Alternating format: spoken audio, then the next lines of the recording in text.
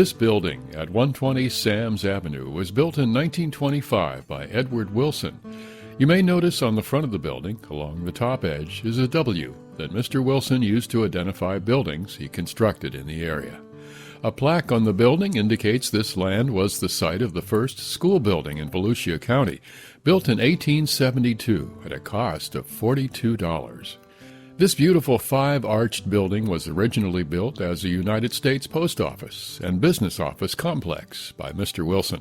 It served from 1925 until 1967, when the post office was moved to a larger building at the corner of Rush and Canal Streets. The building also housed offices for the Red Cross, Daytona Beach News Journal, a local plumber, and an electrician who sold appliances. Later, the city of New Smyrna Beach acquired the building, and for a time the city's Parks and Recreation Department operated programs here.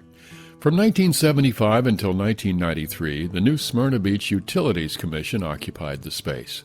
Part of their drive-up payment window is still recognizable along the exterior wall on the south side of the building.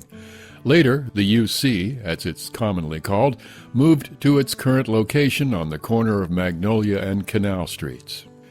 In the early 2000s, the Southeast Volusia Historical Society took interest in the building after outgrowing their budding museum in the old Connor Library building.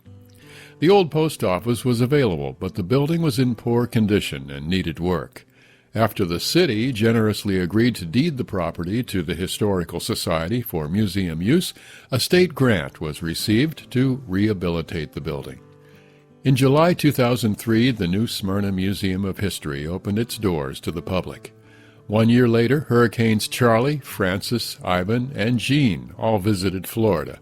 In early September, Francis did major damage to a portion of the museum roof.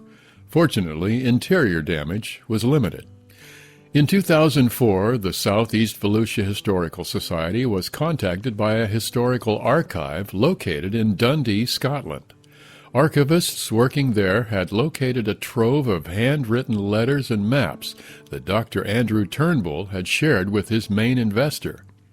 This collection provided invaluable information, not previously available, detailing how the settlement of mostly indentured servants from the Mediterranean area had been developed. Armed with this new information, the Historical Society submitted a request to the state for a grant to create a new display dedicated to the Turnbull settlement. In June 2005, the Historical Society was awarded $250,000 to create the new Smyrna settlement, the display that is now the centerpiece of the museum.